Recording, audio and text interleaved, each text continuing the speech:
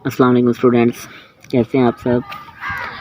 तो स्टूडेंट्स, सबसे पहले तो आज सबको मेरी तरफ से यौम आज़ादी मुबारक, क्योंकि 14 अगस्त है। तो सबको दिल से जो है आज़ादी की बहुत बहुत मुबारक हो। स्टूडेंट्स, आज की इस वीडियो में हम 9th क्लास के इंग्लिश के चैप्टर नंबर 3, जो कि एक पोइम है डैफोडिल्स, उसकी ट्रांसलेशन करेंगे और उसकी उर्दू में तशरीह करेंगे। तो आइए आज के सबक का आगाज़ करते हैं। तो चैप्टर का नाम है जी डैफोडिल्स। डैफोडिल्स का मतलब होता है आबी नरगिस, यानी ये जो पानी वगैरह झीलों के साथ, नहरों के साथ जो होते हैं फूल, उनको डैफोडिल्स कहते हैं। तो ये पोइम जो है वो विलियम वर्ड्सवर्थ ने लिखी है। विलियम वर्ड्सवर्थ जो है उनको पोइट ऑफ नेचर भी कहा जाता है, यानी वो फितरत से, नेचर से बहुत ज़्यादा लगाव रखने वाले, बहुत ज़्यादा प्यार करने वाले थे, और उनकी ज़्यादातर शायरी जो है वो नेचर पर ही है। तो आइए आज की उनकी इस नज़म डैफोडिल्स की ट्रांसलेशन करते हैं। शायर कहता है, I wandered lonely as a cloud that floats on high over vales and hills. Wandered का मतलब होता है घूमना फिरना, और लोनली का मतलब होता है तन्हा या अकेला। एज अ क्लाउड, एक बादल की तरह। शायर कहता है, मैं एक ऐसे बादल की तरह तन्हा घूम रहा था, मैं तन्हा एक ऐसे बादल की तरह घूम रहा था, दैट फ्लोट्स, जो तैरता है, on high over vales and hills. Vales का मतलब होता है वादियाँ या घाटियाँ, और हिल्स कहते हैं पहाड़ियों को। तो मतलब ये हुआ कि मैं तन्हा एक ऐसे बादल की तरह घूम रहा था जो वादियों और पहाड़ियों के ऊपर तैरता फिरता है। When all at once I saw a crowd, a host of golden daffodils.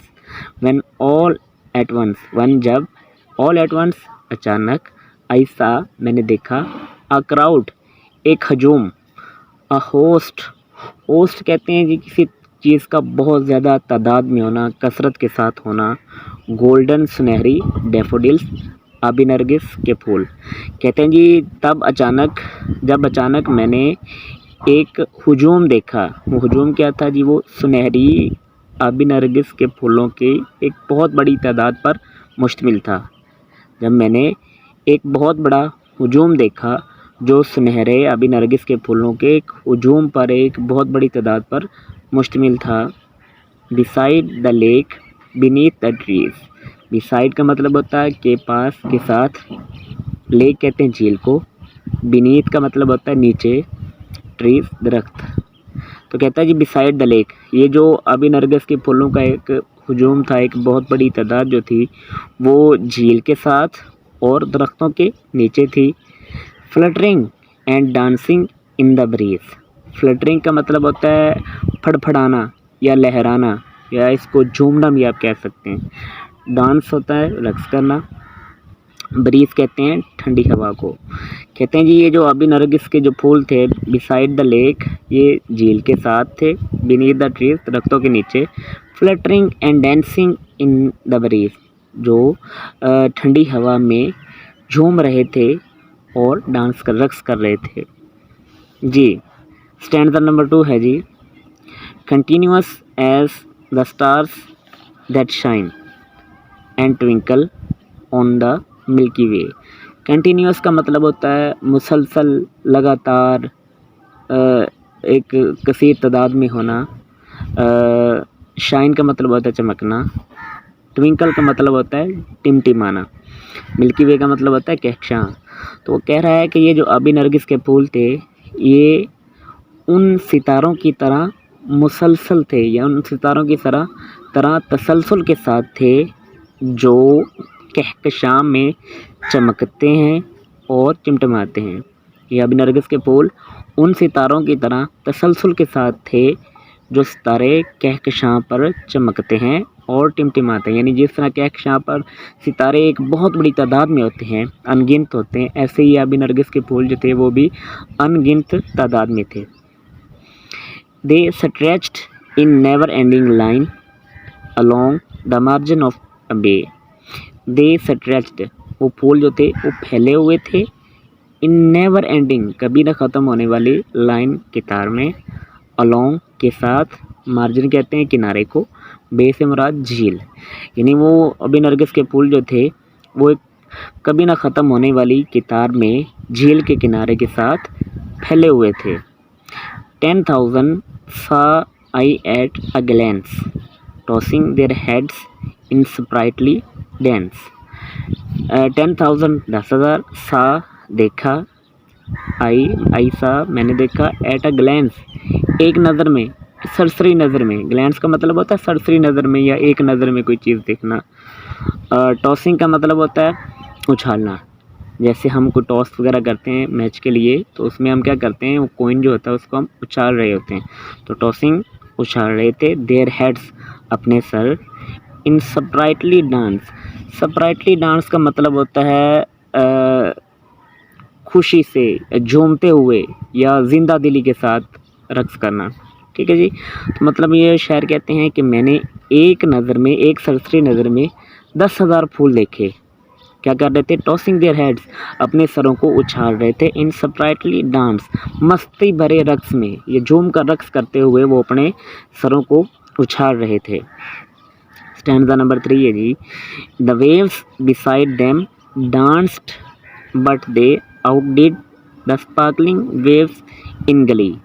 The waves लहरें, बिसाइड के साथ या के पास, डांस्ड रक्स कर रही थी, बट दे आउटडिड, आउटडिड का मतलब होता है बाजी ले जाना, सबकत ले जाना, आगे बढ़ जाना।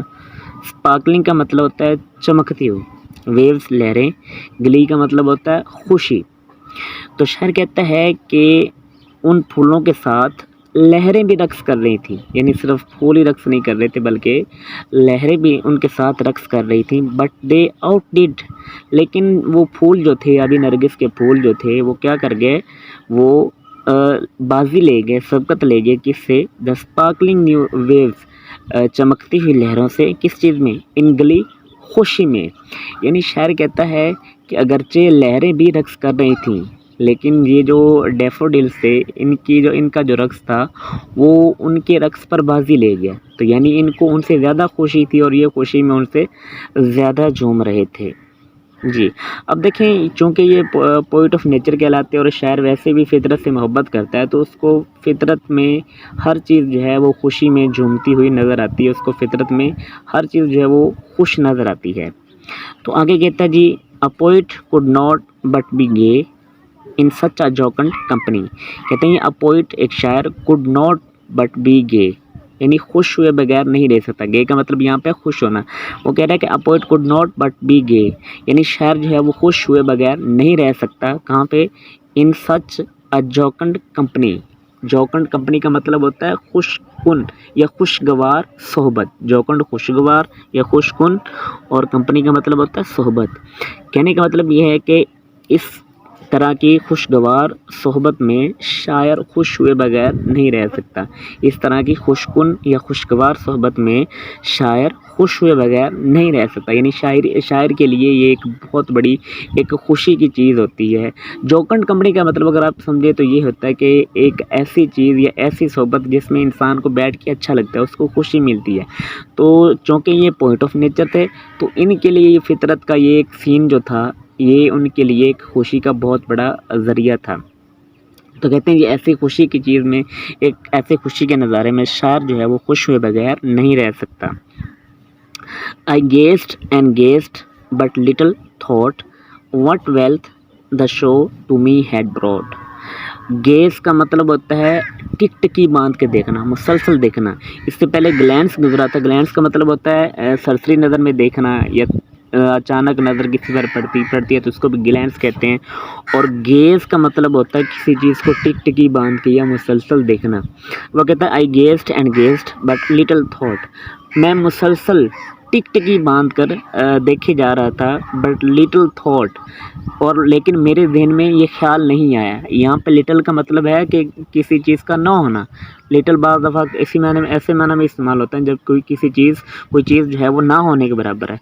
तो यहाँ वो कह रहा है कि मैं मुसलसल टिकटिकी बांधे जो है उन फूलों को देखे जा रहा था, बट लिटिल थॉट, लेकिन मेरे जहन में ये ख्याल नहीं आया कि what wealth the show to me had brought.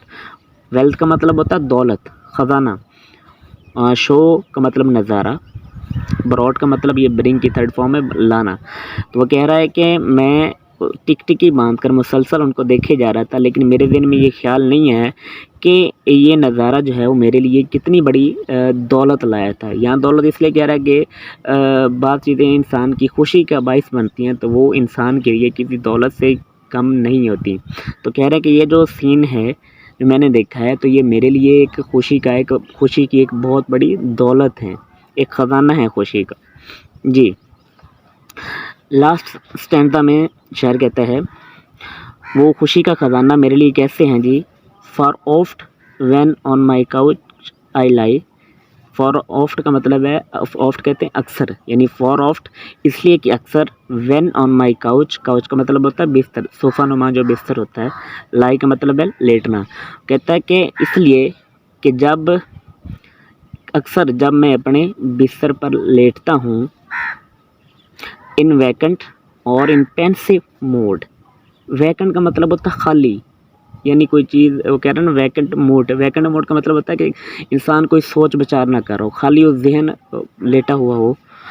और इन पेंसिव मोड का मतलब होता है किसी सोच विचार में, किसी फ़िक्रमंदी में इंसान हो। तो मतलब ये हुआ कि इसलिए कि अक्सर जब मैं अपने बिस्तर पर लेटता हूँ, खाली उस ज़हन होकर, यानी मेरे दिल में कोई सोच ना हो या फ़िक्रमंदी की कैफियत में, दे flash upon that inward I which is the bliss of solitude.